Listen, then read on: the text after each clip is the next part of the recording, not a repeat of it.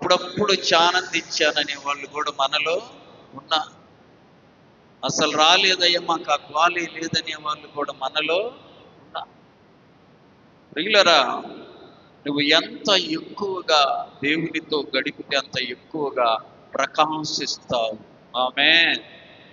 సరే, ఈ పునరుత్థానపు దినములో చూడండి, దేవుని యొక్క పరిశుద్ధ గ్రంథమైన బైబిల్ నుండి మత్తయి సువార్త 28వ అధ్యాయం 6వ వచనం. ఒక్కళ్ళు సిద్ధపడాలని, ఒక్కరు నేను చెప్పిన వాళ్ళు చదవండి. మత్తయి సువార్త 28వ అధ్యాయం 6వ వచనం. బాలు చదువుతాడు, ఇప్పుడు కాదు, నేను చెప్పినప్పుడు వర్షం చదవాలి. మరొకళ్ళు మార్కు సువార్త 16:6. రత్నకుమారి చదువుతే సిద్ధపడి ఉంచుకో, మా పేజీ తీసి ఉంచుకో. అలాగే లూకా సువార్త 24:6. మరే బాబు సిద్ధపడాలి, ఆ పేజీ తీసి ఎదురుగా చక్కగా లూకా సువార్త 24:6. ఇప్పుడు మత్తయి సువార్త చదువాయి. ఆయన ఎక్కడ లేడు, తాను చెప్పినట్టే ఆయన లేచి ఉన్నాడు. ఇప్పుడు మార్కు సువార్త, అందుకతడు కలవరపడకుడి. మార్కు సువార్త 16:6. ఆ సిలువ వేయబడిన నజరేయుడైన యేసును మీరు వెతుకుచున్నారు, ఆయన లేచి ఉన్నాడు. లూకా సువార్త 24:6. ఆయన ఇక్కడ లేడు, ఆయన లేచి. 3 సువార్తల్లో ఒక మాట ఉంది, ఆయన ఇక్కడ లేడు, లేచి ఉన్నాడు. ఆమేన్. బైబిల్లో ఒక విషయం ఒక మారు రాయడం గొప్ప సంగతి, కానీ ఇక్కడ ఎన్ని మార్లు రాశారు? 3 మార్లు. 3 సువార్తల్లో రాయించారు. మనం ఏదైనా ఒక విషయం ఒకసారి చెబితే ముఖ్యమైనది, రెండో మారు చెబితే ఇంకా ముఖ్యమైనది, మూడో మారు చెబితే ఇంకా ముఖ్యమైనది అని జ్ఞాపకం ఉంచుకోవాలి. ప్రభువారు లేచి ఉన్నాడు, ఆయన ఇక్కడ లేడు అంటే వీళ్ళు వెళ్ళి సమాధిలో వెతుకుతూ ఉన్నారు. సమాధిలో వెతుకుతూ ఉంటే దేవదూత అంటుంది, అయ్యా ఆయన ఇక్కడంటే ఎక్కడ? సమాధిలో. ఆయన లేచి చెప్పినట్టే లేచాడు. చూడండి, ఇప్పుడు లూకా సువార్త 1వ అధ్యాయము 37వ వచనం. దేవుడు చెప్పిన ఏ మాట అయినను నిరర్ధకము కానే. అందరు చెప్పాలి, దేవుడు చెప్పిన ఏ మాట అయినను నిరర్ధకము కానేరదు. అర్థమైందా? దేవుడు ఏదైనా మనకు చెబితే అది ఏమవుతుంది? ఖచ్చితంగా. ఆమేన్. బైబిల్లో చాలా మంది భక్తుల జీవితాల్లో దేవుడు చెప్పినది చెప్పినట్టు జరిగింది. కాబట్టి ఆయన చెప్పినట్టే లేచాడు. ఆయన నీకైనా నాకైనా ఏదైనా ఒక విషయం చెప్తే అది ఎన్ని సంవత్సరాలైనా ఏమవుద్ది? నెరవేరుద్ది. ఆమేన్. వెంటనే నెరవేర్చవచ్చు, కొంచెం ఆలస్యమైనా నెరవేరవచ్చు, ఎన్ని సంవత్సరాలైనా. అబ్రహాము గారికి దేవుడు ఒక మాట చెప్పాడు, నేను నీ సంతానాన్ని ఆకాశ నక్షత్రములాగా విస్తరింపజేస్తాను అని చెప్తే ఆ మాట నెరవేరడానికి 100 సంవత్సరాలు అప్పుడు ఆయనకు వచ్చాయి. 75 ఏళ్ళప్పుడు దేవుడు ఆ మాట చెబితే నెరవేరేసరికి 100 ఏళ్ళు. అంటే ఎన్ని ఏళ్ళు పట్టింది? 25 సంవత్సరాలు పట్టింది.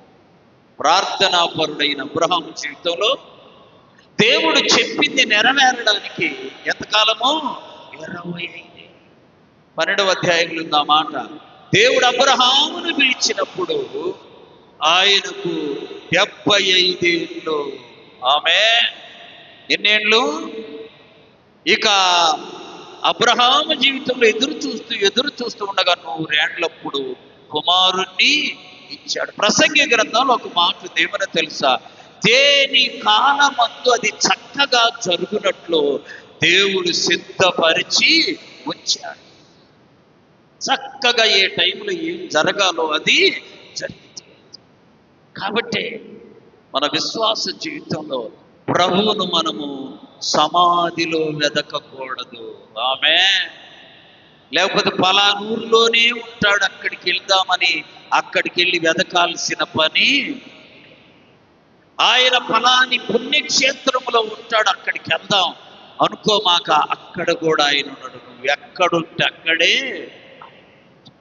చూడండి, బైబిల్లో మనం చూస్తే మార్కు సువార్త 16వ అధ్యాయం 3, 4 వచనాలను ధ్యానించినట్లయితే,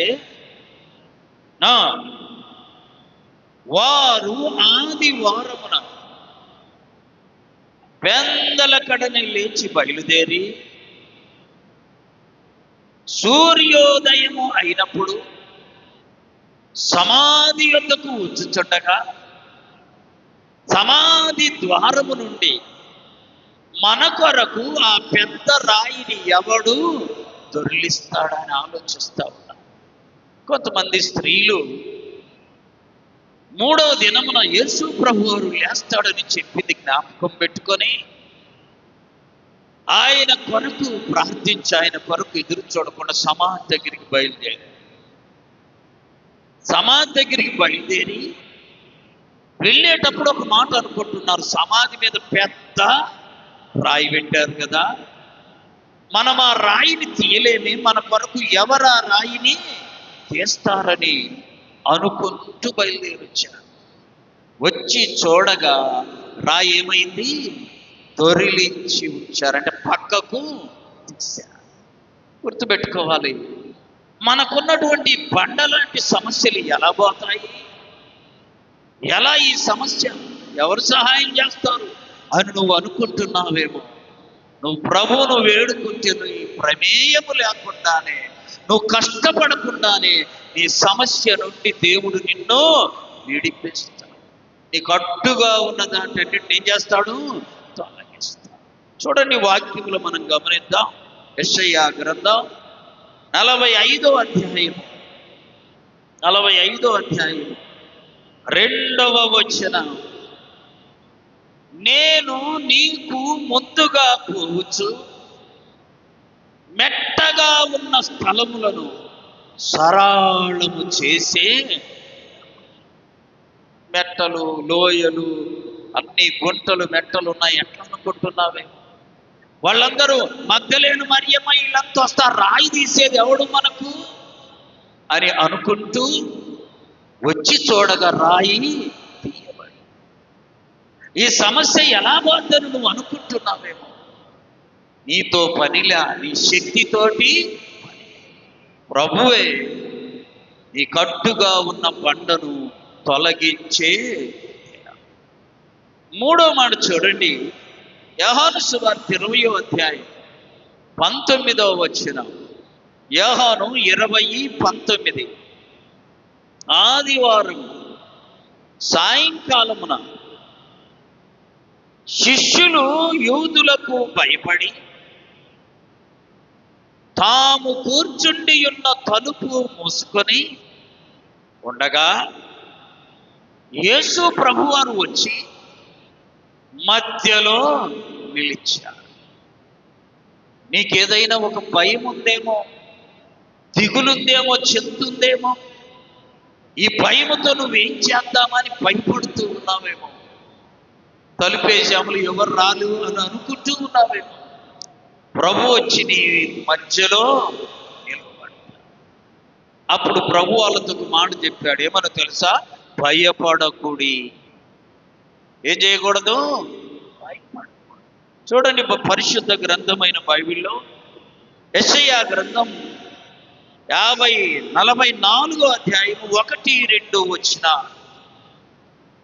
అయినను నా సేవకుడవగు యాకోబు, నేను ఏర్పరచుకొనిన ఇశ్రాయేలు వినుము, నిన్ను సృష్టించి గర్భములో నిన్ను నిర్మించి నీకు సహాయము చేయువాడనైన యెహోవాను నేనే సెలవిచ్చుచున్నా. నా సేవకుడవగు యాకోబు, నేను ఏర్పరచుకొనిన యెషూరును భయపడను. ఎన్నో భయాలు మనం ఉదయం లేస్తే, ఈ సమస్య ఎట్లా, ఆ సమస్య ఎట్లా, ఈ ఇబ్బంది ఎట్లా, ఇలా భయపడుతూ ఉంటాం. దేవుడు అంటున్నాడు, భయపడకుము. ఆమె ఏం చేయకూడదు? ఇంకా చూడండి, యెషయా గ్రంథం 41వ అధ్యాయం 10వ వచనం. యెషయా గ్రంథం 41:10. బూది గంధముల నుండి నేను పట్టుకొని పిలుచుకొనిన వాడా, నీవు నా దాసుడవనియు నేను నిన్ను ఉపేక్షించుకొనక ఏర్పరచుకుంటునని నేను నీతో చెప్పి ఉన్నాను. నీకు తోడై ఉన్నాను, భయపడకుము, భయపడకుము. లూకా సువార్త 5వ అధ్యాయం 10వ వచనం. లూకా సువార్త 5:10. అలాగున జబదయి కుమారులను యాకోబును యోహానును విస్మయమొందిరి. దేవుడును ఆశ్చర్యపోయే సంగతులు నీకు దేవుడు చేస్తాడు. నువ్వు భయపడవలసిన పని లేదు. అందుకని ఈ పునరుత్థానం మనకి ఏమి నేర్పుద్దంటే, మనము భయపడుతూ తలుపులేసుకొని లోపలున్న శిష్యుల దగ్గరికి ప్రభువు వచ్చాడు. మన యొద్దకు కూడా ప్రభువు వస్తాడు. మనం ఎక్కడుంటే అక్కడే ప్రభువు వస్తాడు. దానికోసం నువ్వెక్కడికో వెళ్ళి, ఇంకెక్కడికో వెళ్ళి అక్కడే ప్రభు ఉన్నాడని అనుకోవడం చాలా తప్పు. నువ్వెక్కడుంటే ఆయన అక్కడే ఉంటాడు. నువ్వు ఎక్కడ ఆయనను జ్ఞాపకం చేసుకుంటావో ఆయన అక్కడే నీ యొద్ద ఉంటాడు. కాబట్టి ప్రియులారా, ప్రభు ఇచ్చిన వాగ్దానం, భయపడకుడి, భయపడకుడి. భయము అనేది సైతానుకు చెందింది, ధైర్యము అనేది ప్రభువుకు చెందింది. ధైర్యంగా ఉండాలి ప్రభు వైపు చూస్తూ. ఎందుకో తెలుసా? ప్రభువారు ప్రతి శోధన నుండి మనలను విడిపించి విమోచించి ఆదరించే. కాబట్టి భయపడవలసిన అవసరము లేదు. యేసు ప్రభు ఉన్నారు మనతో. ఎవరున్నారు? యేసు ప్రభు ఉన్నారు. చూడండి, 4వ మాట మనము చూస్తే యోహాను సువార్త 20వ అధ్యాయము 11వ వచనం. అయితే మరియా సమాధి బయట నిలిచి ఏడుస్తావు. ఈ లోకములో ఏడ్చోళ్ళు ఎక్కువ. ఎవరు ఎక్కువ? ఏడ్చోళ్ళు ఎక్కువ. వాళ్ళకి అది ఉంది, మాకు ఇది లేదు. వాళ్ళు బాగున్నాయి, మాకు బాగలేదు. వాళ్ళకి అన్ని ఉన్నాయి, మాకు ఇది. మా ఇంటికి ఒక ఆయన ఈ హెల్త్ డిపార్ట్మెంట్లో చూసి ఒక ఆయన వచ్చాడు, ఒక అధికారి. వచ్చి రాగానే అతని చూపు 3 స్టూళ్ళు ఉన్నాయి మా ఇంట్లో. ఏంది మీ ఇంట్లో 3 స్టూళ్ళు ఉన్నాయి అని అన్నా. వాడు చూపు దేని మీనికి పోయింది?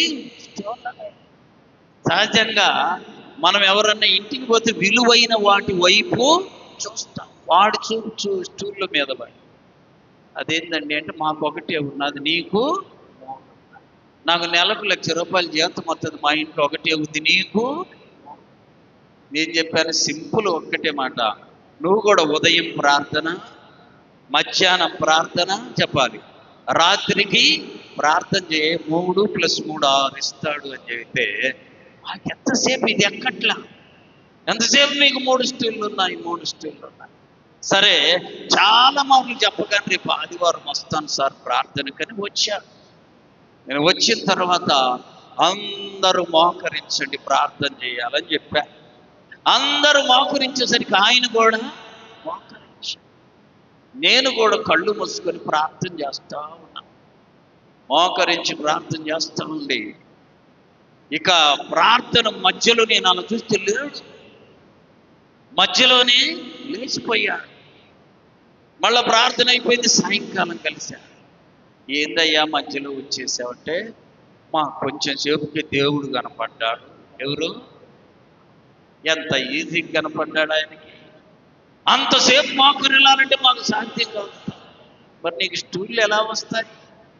స్టూల్ రావాలంటే మా ఉదయము చెప్పాలి ప్రార్థన, మధ్యాహ్నము ప్రార్థన, రాత్రికి ఏం కావాలన్న దేవుడు ఇస్తాడు. చాలా మందికి మర్మం తెలియదు. ప్రియులారా, గుర్తుపెట్టుకోండి, ఇక్కడ ఏడుస్తా ఉంది మరియమ్మ. ఏడుస్తా ఉంటే ప్రభు కనబడి ఆమె అంటున్నాడు. చూడండి 12వ వచనం, తెల్లని వస్త్రములు ధరించుకొని ఇద్దరు దేవదూతలు యేసు దేహముంచబడిన స్థలములో తల వైపున ఒకరు, కాళ్ళ వైపున ఒకరు కూర్చుండుట కనబడిరి. చూసారా? ఇక్కడ రండి అమ్మా. సరే, అక్కడ కూర్చోండి, కూర్చోండి, త్వరగా కూర్చో. కుడివైపున ఒకళ్ళు, కాళ్ళ దగ్గర ఒకళ్ళు కనపడ్డా. ముందు జరగండి పిల్లలు, మీరు ముందుకు జరగండి. పిల్లలు అసలు ఇట్లా వచ్చి కూర్చోండి. ఇక్కడ అందరు పిల్లలకు ఉంది కదా, ఇలా రండమ్మా, ఇక్కడ వచ్చి కూర్చోండి. ఈ పిల్లలందరి కాడ కూర్చోండి లైన్లో.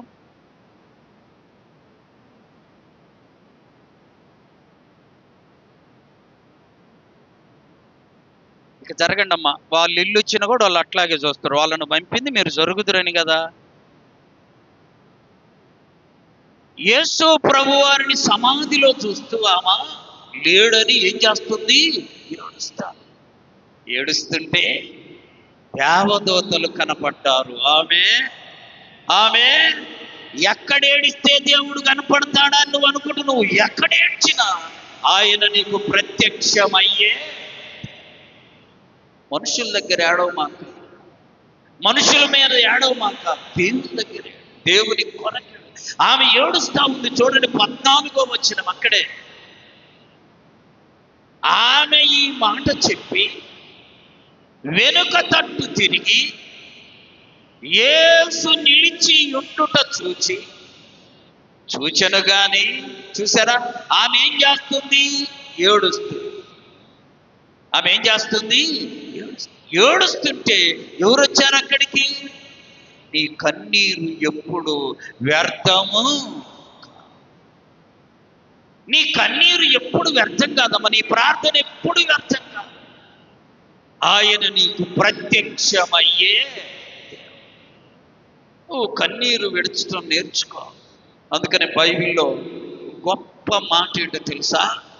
నీ కన్నీళ్లను దాయడానికి ఆయన ఒక బుద్ధి పెట్టాడు అని చప్పట్లు కొట్టి ప్రభును మహిమపరచు. మా ఎందుకు లేస్తావు మా పొద్దాక, పిల్లలు ఇసుగిస్తావా?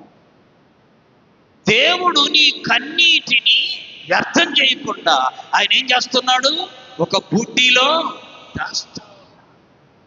కాబట్టి ఇప్పుడు నువ్వు కన్నీళ్లు గాంచావు, ఎక్కడ పోయాయి చెప్పాలి? ప్రభు బుడ్డిలో ఉన్నాయి. దేవుడు దాచిన బుడ్డిలో ఉన్నాయి. అర్థమవుతుందా నేను చెప్పింది తెలుగులోనే?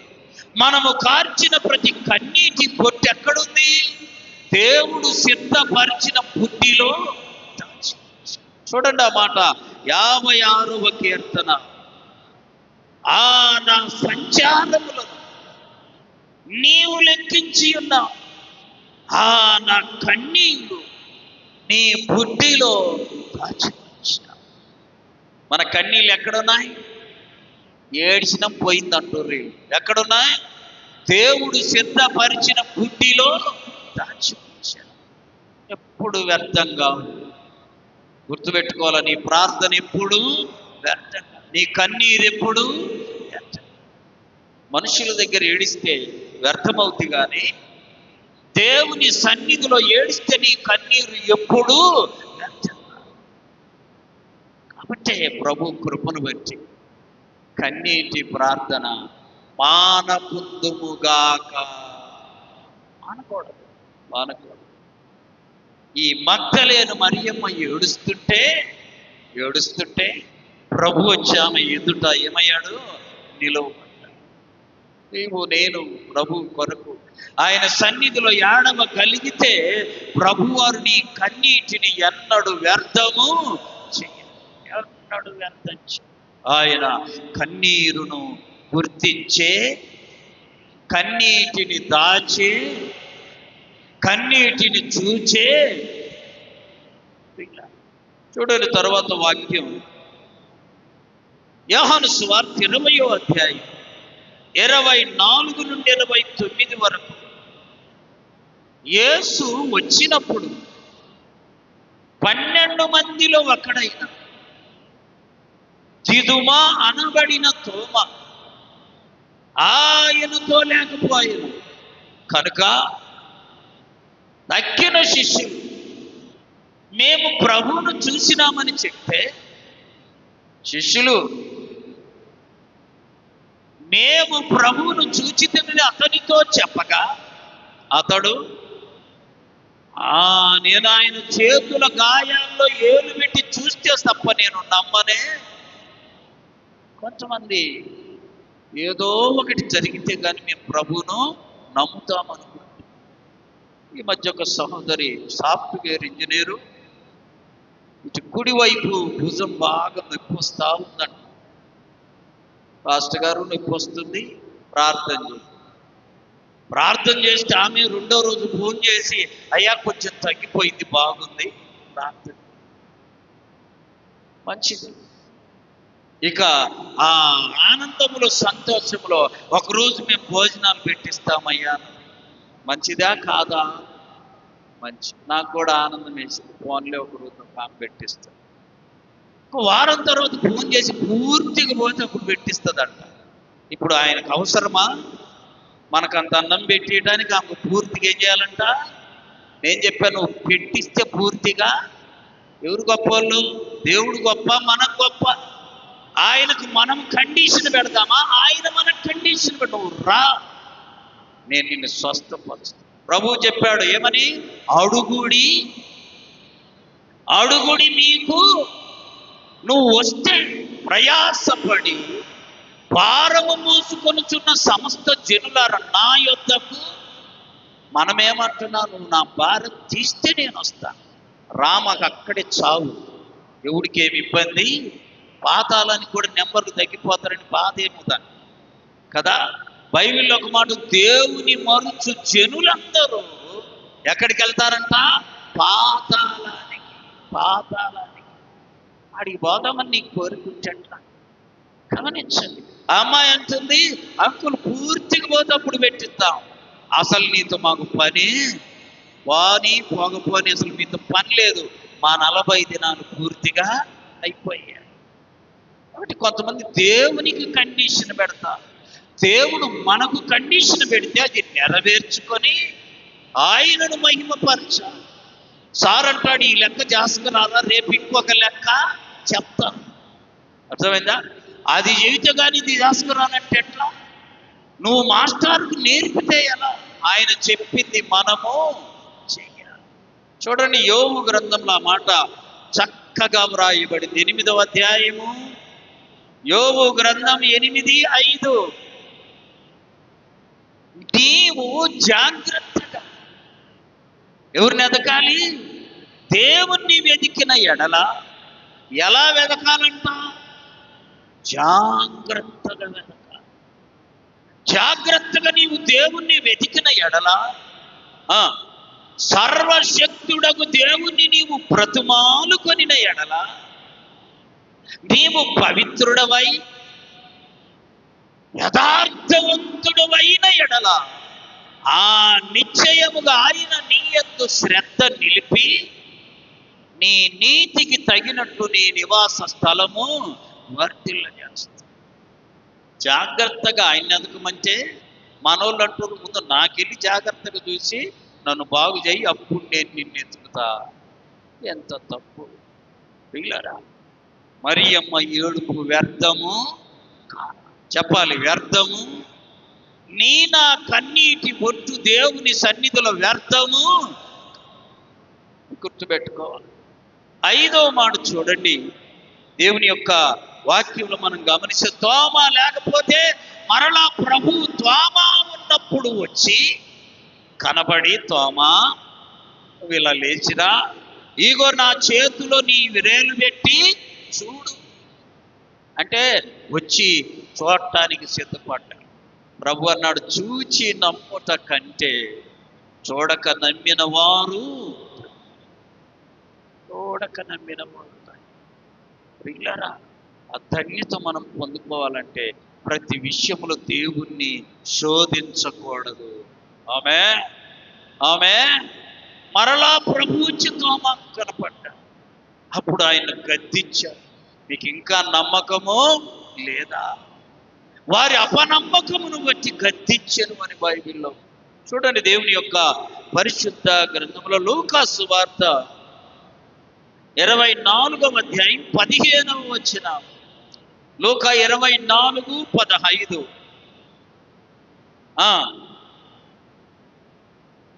వారు ఆలోచించుకొనుచుండగా యేసు తానే వారి దగ్గరకు వచ్చి వారితో కలిసి నడిచారు. జాగ్రత్తగా వినండి.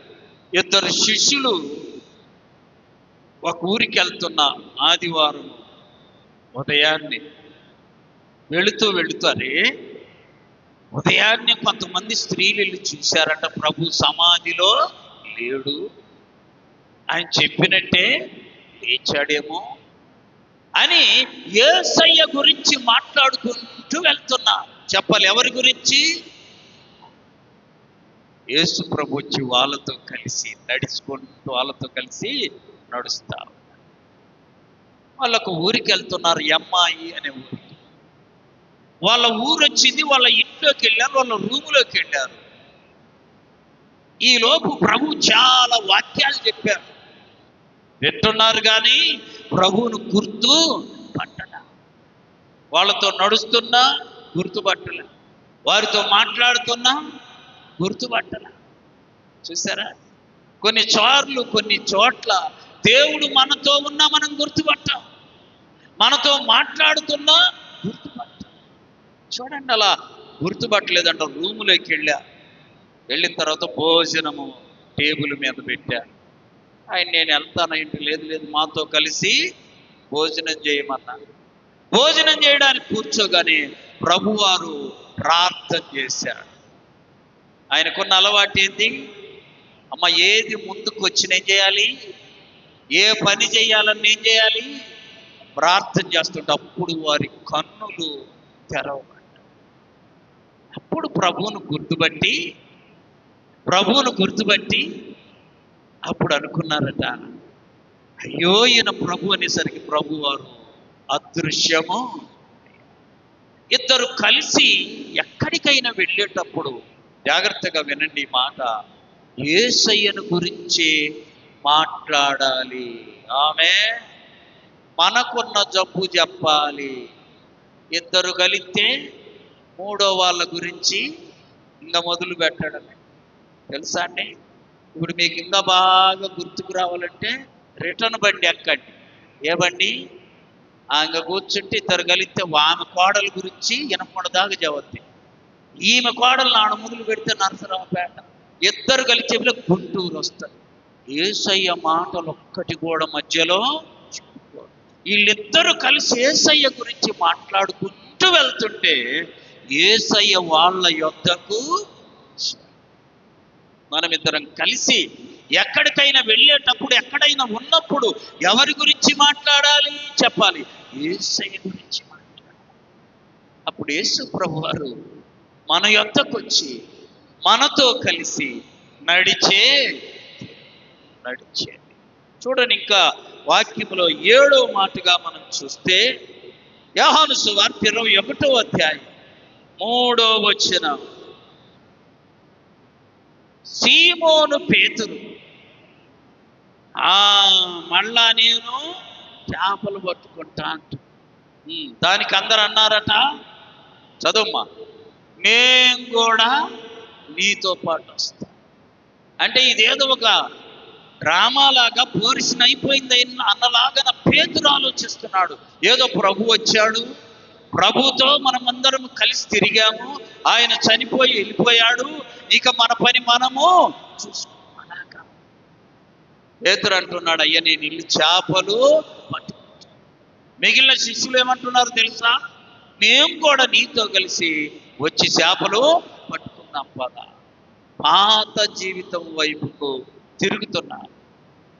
ప్రియులారా, మనం ఒకసారి ప్రభు యొద్దకు వచ్చి వెలిగింపబడిన తరువాత పాత జీవితం వైపుకు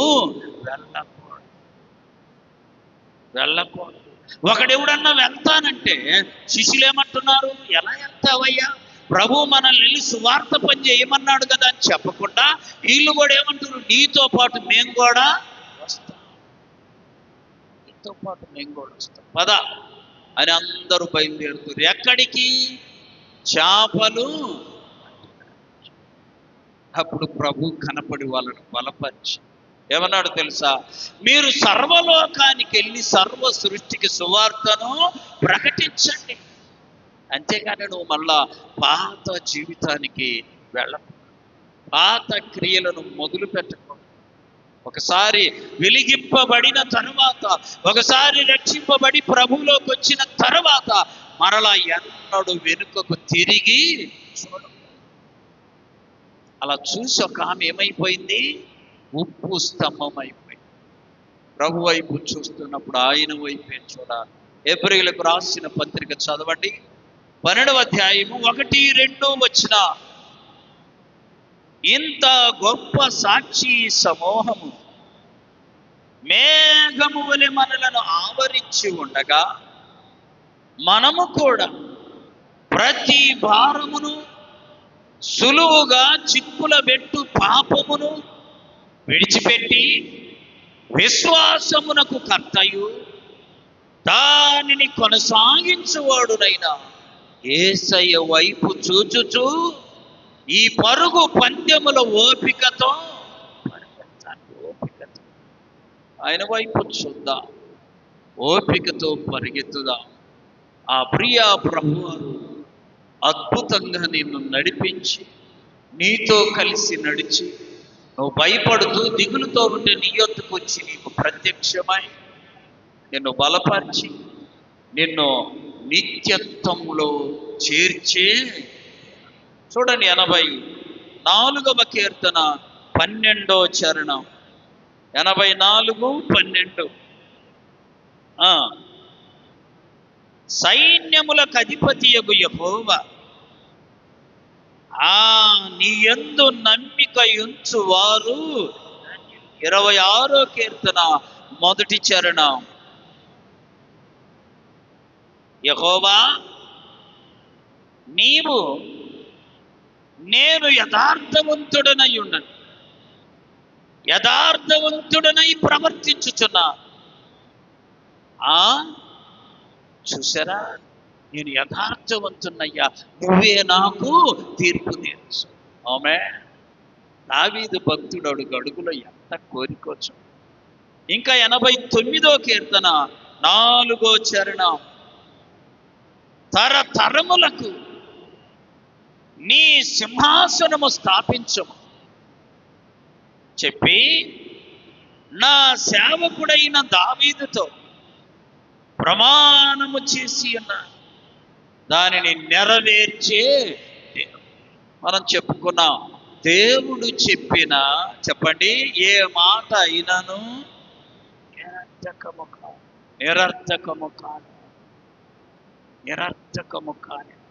బైబిల్లో దావీదుకు ప్రమాణం చేశాడంట దేవుడు, నీ సింహాసనాన్ని నేను తరతరములు స్థిరపరుస్తా.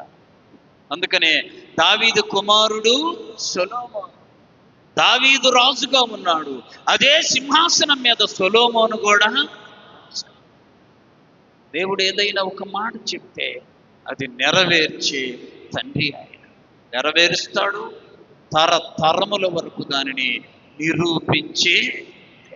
దేవుని యొక్క వాక్యములో చూడండి, 89వ కీర్తన 35వ చరణం. అతని సంతానము శాశ్వతంగా ఉండునని, అతని సింహాసనము భూమి ఉన్నంత కాలం నా సన్నిధిలో ఉండుననియు, చంద్రుడున్నంత కాలం అది నిలుచునని ఆ దేవుడు ప్రమాణము చేసి వాగ్దానము చేస్తాడు. మత్తయి సువార్త 28వ అధ్యాయం చూడండి, 16, 17 వచ్చిన 11 మంది శిష్యులు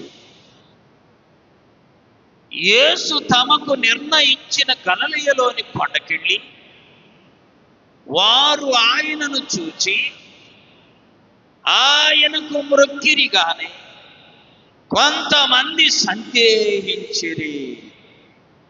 ఇప్పుడు కూడా చాలా మంది సందేహించే వాళ్ళు ఉన్నారు.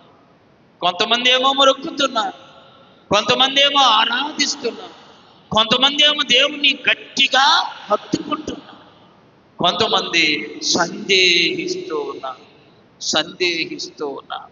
ప్రియులరా, సందేహించే జాబితాలో మనం ఉండకూడదు. ఆమె ప్రభువును హత్తుకునే జాబితాలో, ప్రభువును వెంబడించే జాబితాలో, ప్రభువును ఆరాధించే జాబితాలో మనం ఉండాలి. ప్రభు కృపను బట్టి ఆ క్రమం మనము నేర్చుకున్నాం. నువ్వు అమలు జరిపి చూడు, నువ్వు అనుసరించి చూడు, భూమి మీదనున్న సమస్త ఆశీర్వాదాలు నువ్వు అనుభవించులాగున దేవుడు నీకు సహాయము చేయునుగాక. 17వ వచనం, మత్తయి 28:17. వారు ఆయనను చూసి ఆయనకు మ్రొక్కి. అపోస్తల కార్యముల గ్రంథం 1వ అధ్యాయము 3వ వచనం, 1-3.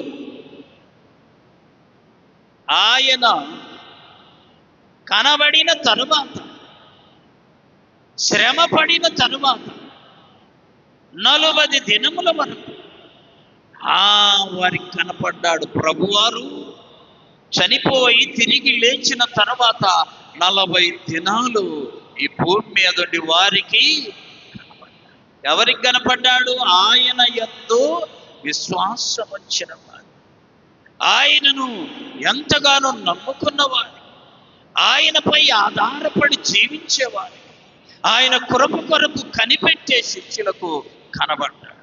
వీళ్ళరా, మనం ఈ వాక్యాన్ని నమ్మి విశ్వసించి ఆయన యొక్క వాక్యం ప్రకారము జీవిస్తే చనిపోయినను తిరిగి లేపే దేవుడు. ఆయన లేచాడు ప్రథమ ఫలముగా, మనలను కూడా తిరిగి చదవండి. యోహాను సువార్త 5వ అధ్యాయం 28వ వచనం. యోహాను సువార్త 5:28. దీనికి ఆశ్చర్యపడకుడి, ఒక కాలము వచ్చుచున్నది, ఆ కాలమున సమాధులలో ఉన్న వారందరూ ఆయన శబ్దము విని మేలు చేసిన వారు జీవ పునరుత్థానమునకును, కీడు చేసిన వారు తీర్పు పునరుత్థానమునకును బయటికి వచ్చారు. ఒకవేళ ప్రభువు రాకడ కంటే ముందే నీవు మరణిస్తే, ప్రభువునందు నిద్రిస్తే, మరలా ప్రభు యొక్క రాకడలో తిరిగి వేస్తా. ఆ నిరీక్షణ కలిగి ఆ ప్రియా ప్రభు కొరకు జీవించుదుముగాక. మోకరించండి, ప్రార్థన చేసుకుందాం. ఇంతవరకు దేవుని మాటలు విన్న సహోదరుడా,